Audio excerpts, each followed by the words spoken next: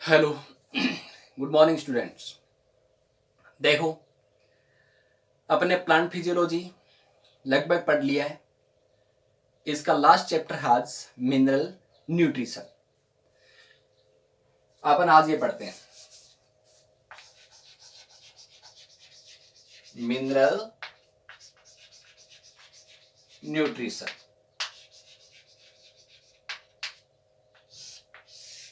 देखो, प्लांट है, उसको ग्रोथ के लिए किन किन की जरूरत होती है।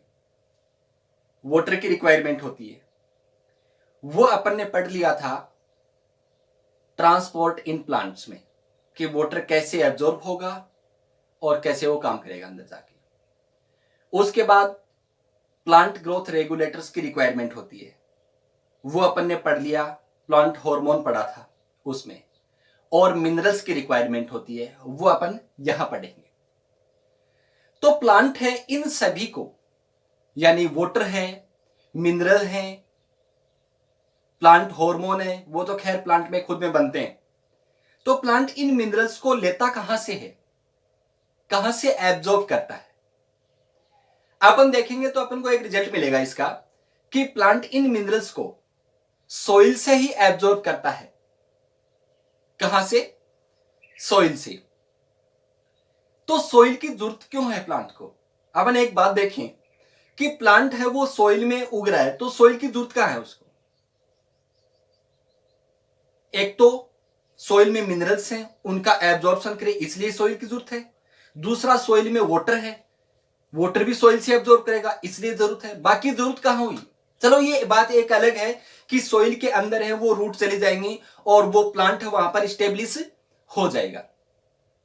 बट प्लांट है वो अपना life cycle, life span complete कर सकता है विदाउट सॉइल। अगर मैं उनको वाटर दे दूं, उसको मिनरल्स दे दूं बाहर ही विदाउट सॉइल, तो क्या प्लांट अपना life cycle, life span complete नहीं कर सकता? कर सकता है ना। तो इसके लिए सबसे पहले जो एक्सपेरिमेंट किया था वो था जूलियस साक्स, साइंटिस्ट थे वो, जूलियस साक्स साइंटिस्ट थे।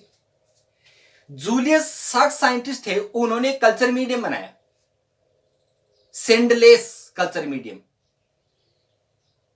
और उस सेंडलेस कल्चर मीडियम में मिनरल्स देते गए, बारी बारी से मिनरल्स देते गए और पता लगाया कि प्लांट को कितने टाइप्स के, कितने मिनरल्स की रिक्वायरमेंट होती है ग्रोथ के लिए। मिनरल्स तो बहुत सारे होते हैं, क्या सभी मिनरल्स की रिक्वायरमेंट होती है या उनमें से थोड़े कुछ मिनरल्स की रिक्वायरमेंट होती है? तो जूलियस साक्स थे, उन्होंने पहला कल्चर मीडियम बनाया जो सेंडलेस कल्चर मीडियम था। उसको अपन एक्वेटिक कल्चर भी कह सकते हैं, उसको अपन हाइड्रोपोनिक्स भी बोल सकते हैं। तो जूलियस साक्स ने पहला यह कदम उठाया था कि मैं एक एक्सपेरिमेंट करूं और उस एक्सपेरिमेंट से यह बता दूं कि प्लांट को किन किन मिनरल्स की रिक्वायरमेंट होती है। और वो जो एक्सपेरिमेंट किया उसके लिए कल्चर मीडियम यूज किया था, और वो कल्चर मीडियम सेंडलेस कल्चर मीडियम था, मतलब सोइल नहीं थी, सिर्फ लिक्विड मटेरियल था। उसको अपन सेंडलेस कल्चर मीडियम भी बोल सकते हैं, उसको अपन लिक्विड कल्चर मीडियम भी बोल सकते हैं, और उसको अपन हाइड्रोपोनिक्स भी बोल सकते हैं। ठीक है, तो सेंडलेस कल्चर मीडियम या एक्वेटिक कल्चर मीडियम या फिर इसको हाइड्रोपोनिक्स भी बोल सकते हैं। कैसे किया इन्होंने? करना क्या चाह रहे थे ये करना चाह रहे थे कि प्लांट को किन किन मिनरल की रिक्वायरमेंट होती है, इसके लिए एक्सपेरिमेंट कर रहे थे। क्या किया इन्होंने? एक बर्तन ले लिया,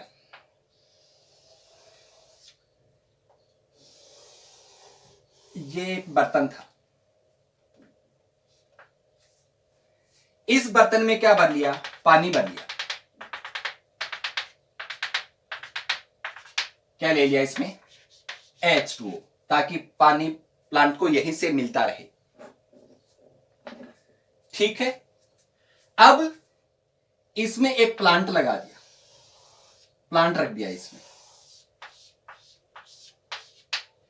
और इसको यहां से क्या कर दिया, ब्लो कर दिया, बंद कर दिया। यहां पर जो पोर था उस पर कॉटन लगा दी थी ताकि यहां से कोई अदर मटेरियल अंदर ना जाए। ये कॉटन,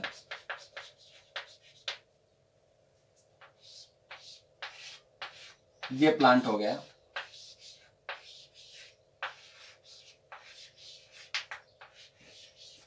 ओके, अब आपको पता है वाटर एब्जॉर्ब तभी होगा जब उस वाटर में एयर हो। तो एयर के लिए यहां पर एक पाइप लगाई,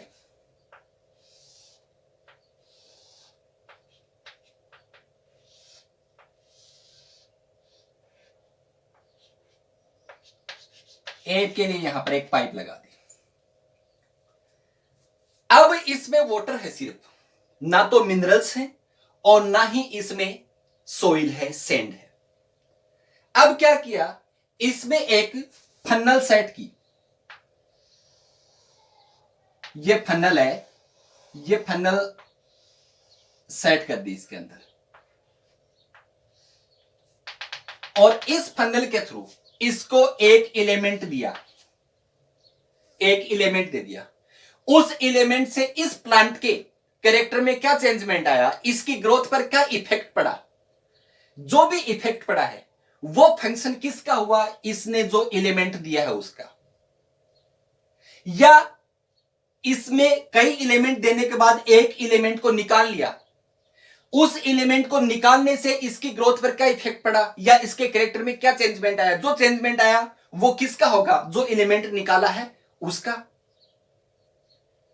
अगर यहां से कोई एलिमेंट दे रहे हो और एलिमेंट देने से इसकी ग्रोथ पर कोई इफेक्ट पड़ रहा है, इस एलिमेंट दिया तो एलिमेंट देने से इसकी ग्रोथ पर इफेक्ट पड़ा, इसका मतलब वो जो इफेक्ट है वो किसके कारण हुआ है, जो एलिमेंट दिया उसके कारण। इसका मतलब वो एलिमेंट जरूरी है इसके लिए। अगली बात, यहां से कोई एलिमेंट निकाल लूं तो इसकी ग्रोथ पर इफेक्ट पड़ रहा है, इसका मतलब वो एलिमेंट भी इसके लिए रिक्वायर है, इसके लिए जरूरी है, वो इसके लिए नेसेसरी है वो।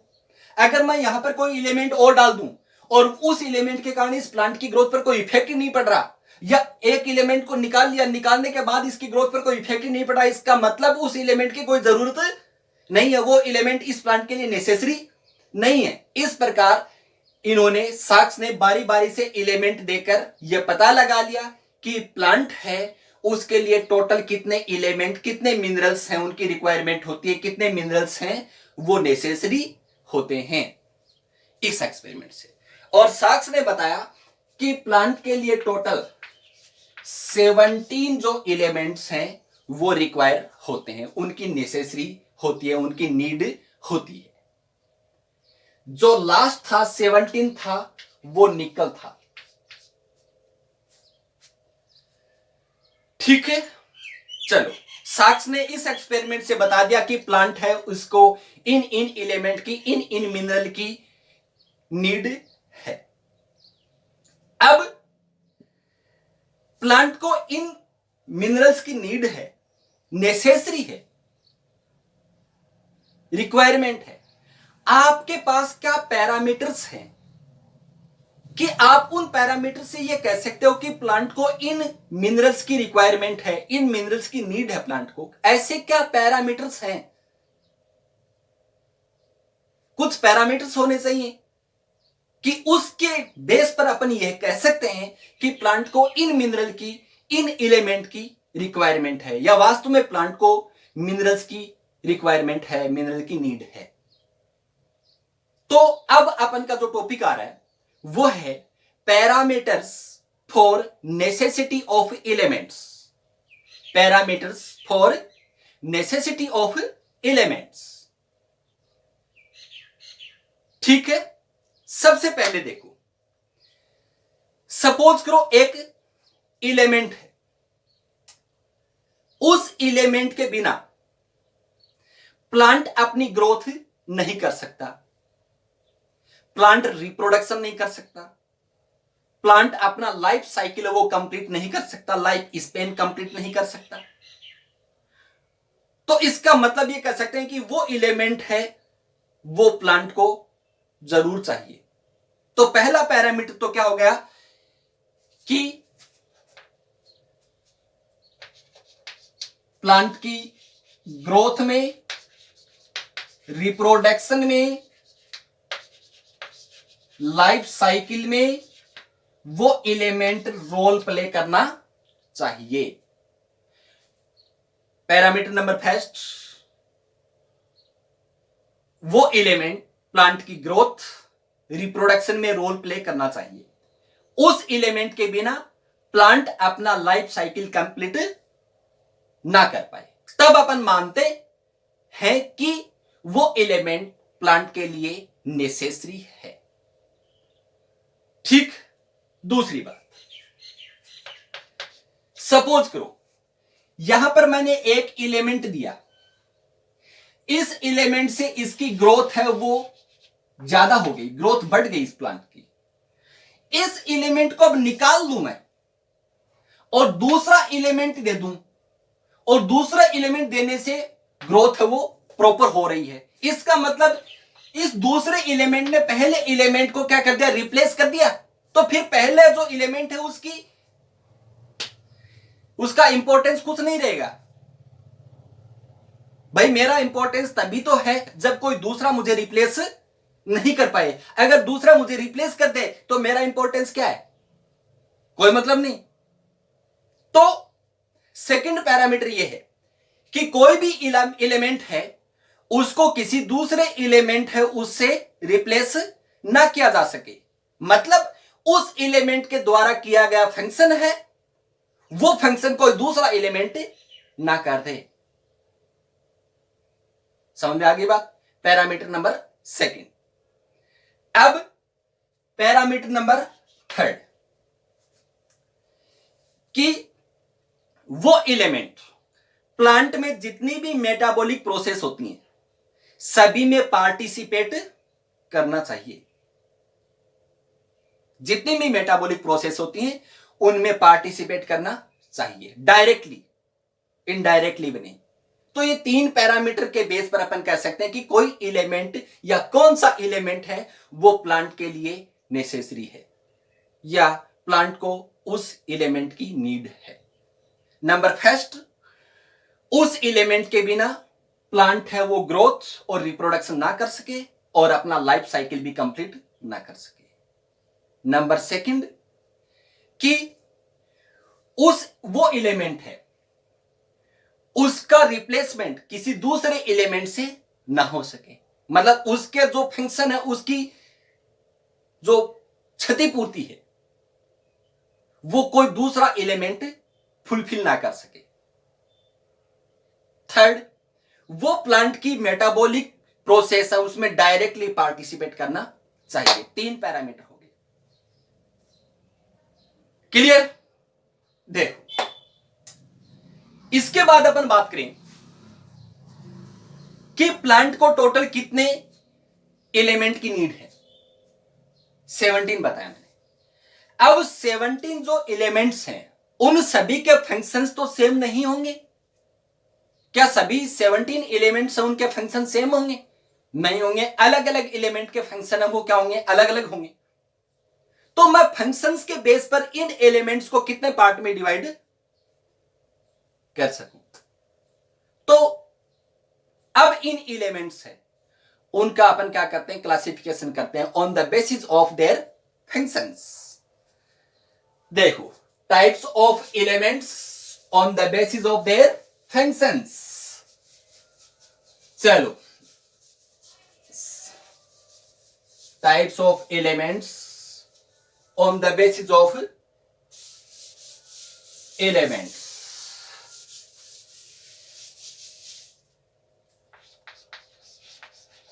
Types of elements.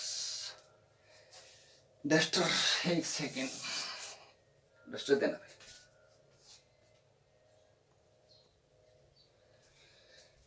देखो टाइप्स ऑफ एलिमेंट्स अपन ने देखा साक्स के अकॉर्डिंग जो एलिमेंट्स थे वो टोटल कितने थे, 17 थे। बट इन एलिमेंट्स को अपन कितने ग्रुप में डिवाइड कर सकते हैं? उनके फंक्शन के बेस पर। नंबर फर्स्ट, वो एलिमेंट जो उस प्लांट की स्ट्रक्चर के कंपोनेंट होते हैं, सेल स्ट्रक्चर के कंपोनेंट होते हैं। Number first, component of cell structure. जैसे बोले तो कार्बन है, हाइड्रोजन है, ऑक्सीजन है एंड नाइट्रोजन। ये एलिमेंट है, उस प्लांट की स्ट्रक्चर बनाते हैं, उस प्लांट की सेल स्ट्रक्चर बनाते हैं, उस प्लांट का जो साइटोप्लाज्म होता है उसके कंपोनेंट होते हैं, बायोमोलिक्यूल्स के कंपोनेंट होते हैं। नंबर सेकंड, कि कुछ एलिमेंट्स अपन देखते हैं कि वो उस प्लांट में पार्टिसिपेट करने वाले जो एंजाइम्स हैं, उन एंजाइम्स को या तो क्या करते हैं, इनहिबिट करते हैं, या उनकी मैकेनिज्म को इंड्यूस करते हैं। मतलब एंजाइमेटिक प्रोसेस में पार्टिसिपेट करते हैं। जैसे मैं बोलूं कि मैग्नीशियम है, ये रूबिस्को, पेप को, एंजाइम को एक्टिवेट करता है मैग्नीशियम। जैसे जेडएन, ये एल्कोहल डी हाइड्रोजिनेज एंजाइम को एक्टिव करता है। ऐसे ही मोलिब्डेनम नाइट्रोजिनेज, मोलिब्डेनम है वो किसको एक्टिव करता है? नाइट्रोजिनेज एंजाइम को एक्टिव करता है। समझ में आई? तो पहला तो क्या हो गया कि वो एलिमेंट जो उस प्लांट के स्ट्रक्चर में पार्टिसिपेट करते हो, उसकी सेल स्ट्रक्चर बनाते हो। जैसे कार्बन है, हाइड्रोजन है, ऑक्सीजन है और नाइट्रोजन है। सेकंड, एंजाइमेटिक प्रोसेस में पार्टिसिपेट करते हो, मतलब एंजाइम्स है उनको या तो क्या कर दें, इंड्यूस कर दें, या फिर एंजाइम्स हैं उनकी मैकेनिज्म है उसको इनहिबिट कर दें। जैसे मैग्नीशियम है वो रूबिस्को को और पेप्को को क्या करता है? इंड्यूस करता है। जेड जिंक है वो एल्कोहल डिहाइड्रोजिनेज एंजाइम की मैकेनिज्म को इंड्यूस करता है। मोलिब्डेनम है वो नाइट्रोजिनेज एंजाइम की एक्टिविटी के लिए रेस्पॉन्सिबल है। ठीक है। फिर तीसरा ग्रुप, वो एलिमेंट जो प्लांट है उसमें ऑस्मोटिक पोटेंशियल को बनाए रखता है। किसको? ऑस्मोटिक पोटेंशियल, ऑस्मोटिक पोटेंशियल को बनाए रखता है। जैसे अब ऑस्मोटिक पोटेंशियल अपन ने स्टोमेटा पढ़ा था, और स्टोमेटा ओपन और क्लोज हो रहे थे, वो उसका बेस ही क्या था? ऑस्मोटिक पोटेंशियल था। जो गार्ड सेल थी उसका ओपी इंक्रीज हो रहा है या डिक्रीज हो रहा है, वो उस किस पर डिपेंड था? जो सब्सिडरी सेल है या असेसरी सेल है उनसे पोटेशियम आयन अंदर आ रहा था, उस पर डिपेंड था। तो पोटेशियम आयन है वो जो सेल होती है ना प्लांट की, उन सेल का ऑस्मोटिक पोटेंशियल या फिर ओपी क्या करता है? इंक्रीज कर देता है। तो ऑस्मोटिक पोटेंशियल बनाए रखने के लिए कौन सा एलिमेंट रिक्वायर होता है? पोटेशियम है। फिर फोर्थ ग्रुप, वो एलिमेंट जो एनर्जेटिक कंपाउंड के कंपोनेंट हो, प्लांट में एनर्जी देने वाले कंपाउंड हैं उनके कंपोनेंट हो। जैसे मैं बात करूं, फोटोसिंथेसिस होता है, तो फोटोसिंथेसिस से क्या बनेगी? एटीपी बनेगी, NADPH2 बनेगी। अब फोटोसिंथेसिस किसकी प्रेजेंस में होता है? क्लोरोफिल की प्रेजेंस में होता है। और क्लोरोफिल कौन बनाता है? मैग्नीशियम बनाता है। ऐसे एटीपी फुल फॉर्म क्या होती है? एडेनोसिन ट्राइफॉस्फेट, एनर्जेटिक मॉलिक्यूल है, एनर्जेटिक कंपाउंड है। किससे बनता है? एडेनोसिन ट्राइफॉस्फेट, फॉस्फेट से। तो फोर्थ में वो आ गए जो कंपोनेंट ऑफ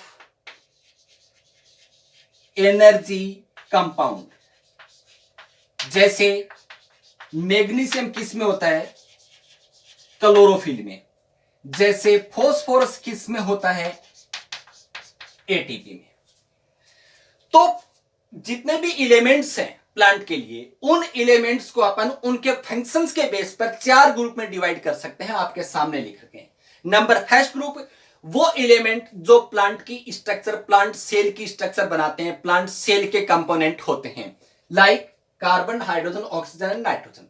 सेकंड, वो कंपोनेंट जो एंजाइम्स उनके मैकेनिज्म को इंड्यूस करते हैं या इनहिबिट करते हैं, लाइक मैग्नीशियम रूबीज को और पेप्को को एक्टिव करता है, जिंक एल्कोहल डिहाइड्रोजनेज को एक्टिव करता है, मोलिब्डेनम है वो नाइट्रोजनेज एंजाइम को एक्टिव करता है। फोर्थ, वो एलिमेंट, वो मिनरल जो एनर्जेटिक कंपाउंड है उनके कंपोनेंट होते हैं, जैसे मैग्नीशियम क्लोरोफिल का और फॉस्फोरस वो एटीपी का कंपोनेंट होता है। क्लियर? चलो अब अपन पढ़ेंगे कि टोटल जो 17 एलिमेंट्स हैं उनमें से अपन पढ़ क्या रहे हैं? मिनरल न्यूट्रिशन पढ़ रहे हैं। तो 17 जो टोटल हैं उनमें सभी के सभी एलिमेंट हैं वो मिनरल नहीं है, ये एक चीज है। 17 सभी के सभी मिनरल नहीं है, बल्कि अपन को पढ़ना क्या है? मिनरल्स पढ़ने। तो अब मिनरल्स कौन से हैं और नॉन मिनरल्स कौन से हैं, तो मैं 17 का क्लासिफिकेशन कर दूं।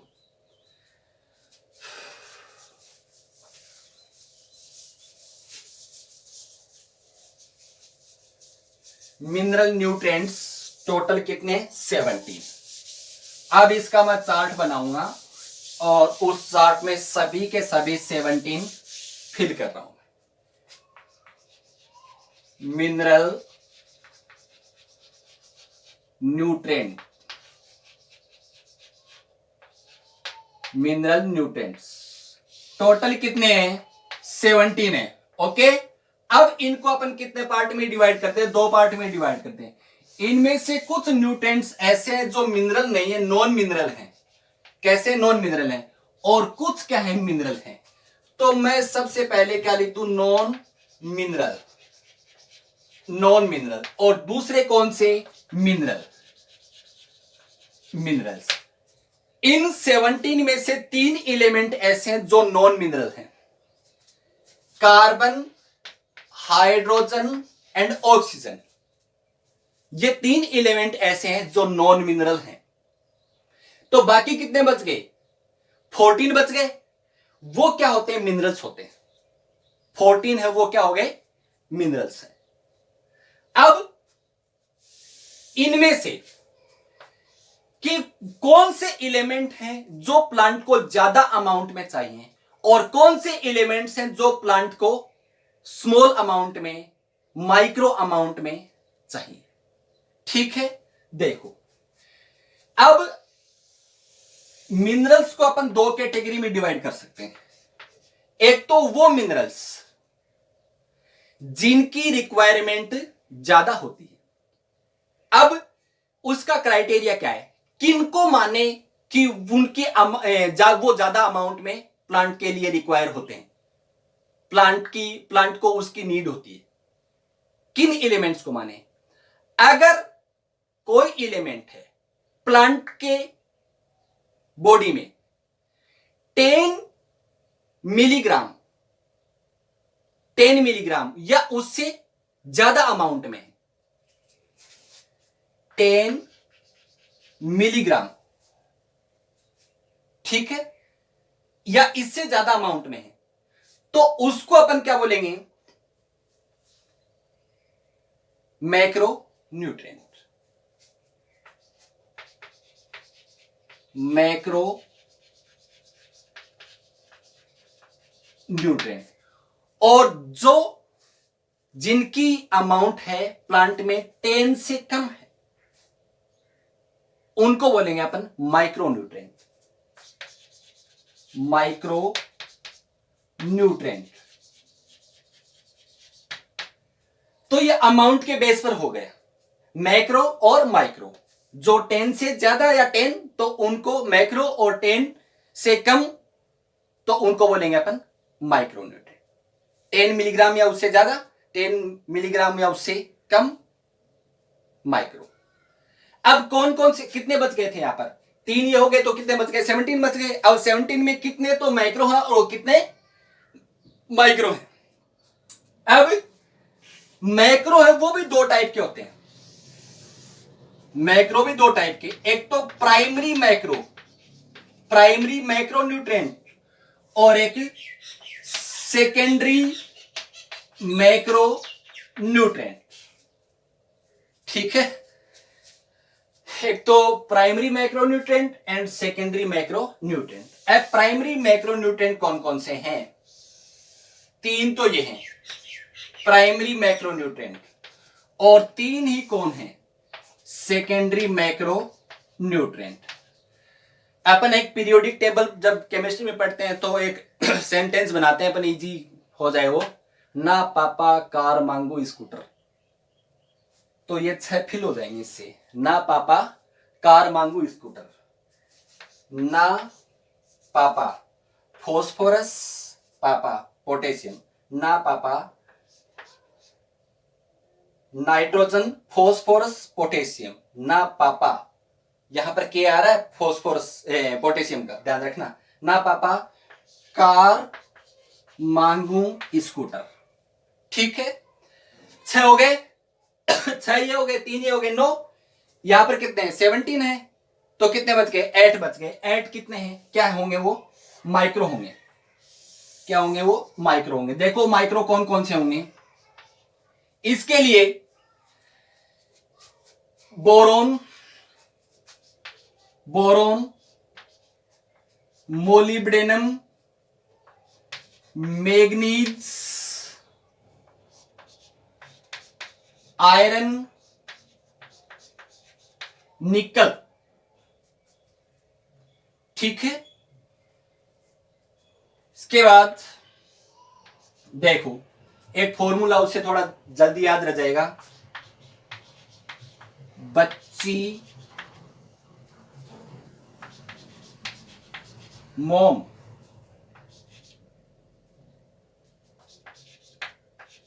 निजी, बच्ची मोम निजी, बच्ची मोम एक दूसरे के निजी हैं, तो ये बोरोन हो गया। ठीक है, ये क्या हो गया क्लोरीन, क्लोरीन नहीं लिखा अपन ने, क्लोरीन। मोलिब्डेनम हो गया, मैग्नीज हो गया। ठीक है, यहां पर डबल सी था तो कॉपर और लिखूं मैं, कॉपर हो गया, बोरोन हो गया, कॉपर हो गया, क्लोरीन हो गया, मोलिब्डेनम हो गया, मैग्नीज हो गया, निकल, निकल और जिंक, जेडल।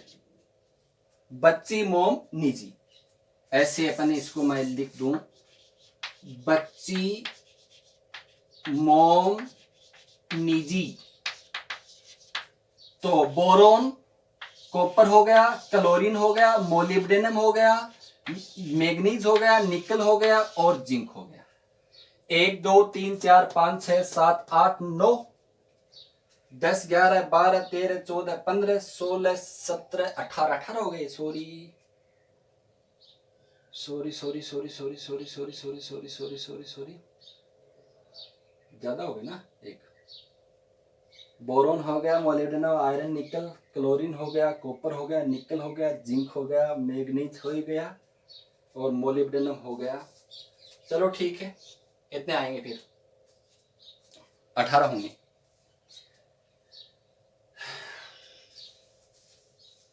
ओके, अब ये एलिमेंट्स हो गए। अब इन एलिमेंट, इसमें जो ये जो निकल है ना वो लास्ट माना जाता है, तो इनका एब्जॉर्प्शन वो किस फॉर्म में हो रहा है, प्लांट इनका एब्जॉर्प्शन वो किस फॉर्म में करेंगे। एनसीईआरटी में इतने नहीं दे रखे हैं, कम दे रखे हैं, बट यहां पर टोटल कितने हो रहे हैं? 18 एलिमेंट्स हो रहे हैं। 3 तो ये हो गए, 3 6 6 3 9 हो गए, 10 11 12 13 14 15 16 17 और 18 हो रहे हैं यहां पर। ठीक है ना, तो कोई दिक्कत नहीं, 18 एलिमेंट्स हैं। ठीक है ना, लेकिन बुक में इनकी टोटल कितने नंबर देते हैं? इसके 17 देते हैं। ठीक है, अब देखो प्लांट इनका एब्जॉर्प्शन, अपन को पढ़ना क्या है? मिनरल न्यूट्रिशन पढ़ना है। क्या पढ़ना था अपन को? मिनरल न्यूट्रिशन पढ़ना था। और मिनरल न्यूट्रिशन में अपन को नॉन मिनरल नहीं पढ़ना है, सिर्फ क्या पढ़ना है? मिनरल पढ़ना है। अब प्लांट इन मिनरल्स को एब्जॉर्ब करेंगे तो वो किस फॉर्म में करेंगे? प्लांट इनको एब्जॉर्ब करे तो वो किस फॉर्म में करें, अपन को ये देखना है। तो वो मैं एब्जॉर्प्शन फॉर्म यहां पर साथ में लिख रहा हूं, एब्जॉर्प्शन फॉर्म में इनके साथ में लिख रहा हूं। उसके बाद इनके फंक्शंस और इनकी डेफिशिएंसी से क्या कौन सी डिजीज हो सकती है या क्या हो सकता है, वो अपन बाद में पढ़ लेंगे। देखो जो नाइट्रोजन है इसका एब्जॉर्प्शन किस फॉर्म में होता है? या तो नाइट्रेट में, या नाइट्राइट में, या फिर अमोनियम। नाइट्रेट, मोस्टली नाइट्रेट में होता है, या फिर नाइट्राइट में, या फिर अमोनियम में। फॉस्फोरस है, इसका एब्जॉर्प्शन किस फॉर्म में होता है? ऑर्थोफॉस्फेट आयन H2PO4 माइनस या HPO4 माइनस 2, ये ऑर्थोफॉस्फेट आयंस हैं। इनकी फॉर्म में फॉस्फोरस है, उसका एब्जॉर्प्शन होता है। पोटेशियम का एब्जॉर्प्शन किस फॉर्म में होता है? पोटेशियम आयन K+, कैल्शियम का Ca+2, मैग्नीशियम का Mg+2, मैग्नीशियम आयन, सल्फर का सल्फेट आयन SO-2। ठीक, फिर बोरोन, बोरोन का एब्जॉर्प्शन बोरेट BO3-3 या बोरेक्स B4O7-2। बोरेट का एब्जॉर्प्शन, बोरेट या बोरेक्स इस फॉर्म में होता है। मोलिब्डेनम का absorption molybdate ion MOO2-2, molybdenum का एब्जॉर्प्शन इस फॉर्म में। मैग्नीज Mn+2, मैग्नीज आयंस की फॉर्म में। आयरन का Fe+3 और निकल का निकल की फॉर्म में। क्लोरीन का क्लोराइड आयंस, कॉपर का क्यूप्रिक आयन Cu+2। ठीक है, सॉरी निकल मैंने 2 बार लिख दिया इसे, यहां पर 17 हो गए ना। और जिंक Zn+2। तो टोटल 17 एलिमेंट, यहां पर निकल 2 बार लिख दिया था, तब 18 आ रहे थे, अब 17 हो गए ना। यहां पर निकल 2 बार लिख दिया था, सॉरी। तो टोटल 17 एलिमेंट हो गए। 17 एलिमेंट्स हैं, उनको अपन 2 कैटेगरी में डिवाइड करते हैं। ठीक है, 2 कैटेगरी। एक तो वो कैटेगरी जो मिनरल है नहीं, नॉन मिनरल है। कितने आएंगे? 3 हो गए। कितने बचे? 14 बच गए। 14 हैं वो क्या होंगे? मिनरल्स होंगे। अब जो मिनरल्स हैं उनको कितनी कैटेगरी में डिवाइड करते हैं अपन? 2 कैटेगरी में डिवाइड करते हैं। एक तो मैक्रोन्यूट्रिएंट और दूसरा माइक्रोन्यूट्रिएंट। मैक्रोन्यूट्रिएंट किनको बोलेंगे? जिनके अमाउंट ज्यादा 10 मिलीग्राम उससे ज्यादा, और माइक्रो जिनके 10 मिलीग्राम है उससे 10 मिलीग्राम से नीचे। ठीक है, अब मैक्रो कौन कौन? मैक्रो के भी 2 टाइप हो गए, primary macro and secondary macro. Primary macro नापापा और सेकेंडरी कारमांगू स्कूटर। तो नाइट्रोजन, फॉस्फोरस एंड पोटेशियम। कारमांगू scooter calcium, magnesium and sulphur. ठीक, फिर माइक्रो, माइक्रो टोटल कितने? 1 2 3 4 5 6 7 8 हो गए। बोरोन, मोलिब्डेनम, मैग्नीज, आयरन, निकल, क्लोरीन, कॉपर, जिंक। ठीक, अब इनका एब्जॉर्प्शन किस फॉर्म में हो रहा है? नाइट्रोजन का जो एब्जॉर्प्शन होता है मोस्टली किस में होता है? नाइट्रेट या फिर नाइट्राइट या फिर अमोनियम। फिर फॉस्फोरस, ऑर्थोफॉस्फेट आयन H2PO4- या HPO4-2। Potassium, potassium ion K+। फिर कैल्शियम Ca+2। फिर मैग्नीशियम Mg+2। फिर सल्फर, सल्फेट आयन। फिर बोरोन, बोरेट आयन या फिर borax. Molybdenum, molybdate ion MOO-2, O2-2। फिर मैग्नीज Mn+2। आयरन Fe+3, निकल निकल, chlorine chloride ion, copper cupric, zinc Zn+2 zinc ion. तो ये टोटल 70, सॉरी पहले कैलकुलेशन में थोड़ा सा निकल अपन ने 2 बार लिख दिया था, तो टोटल 18 हो रहे थे। दिमाग में मेरे भी चीज चल रही थी कि 18 कैसे हो गए, निकल 2 बार था, बट क्लियर हो गया। अब अपन को आगे क्या पढ़ना है, इन एलिमेंट्स के, इन मिनरल्स के फंक्शंस क्या होते हैं, इनकी अगर डेफिशिएंसी हो जाए तो प्लांट में कौन सी डिजीज हो जाएगी, और प्लांट इनका एब्जॉर्प्शन किस मैकेनिज्म से करता है, ये चीज अपन को आगे पढ़नी है। नेक्स्ट लेक्चर में अपन यही पढ़ेंगे कि इनका जो एब्जॉर्प्शन हो रहा है, एब्जॉर्प्शन होने के बाद प्लांट में फंक्शन क्या करेंगे, डेफिशिएंसी से कौन सी डिजीज हो जाएगी, और इनका एब्जॉर्प्शन किस मैकेनिज्म से होता है। एक लेक्चर में ये चलेगा।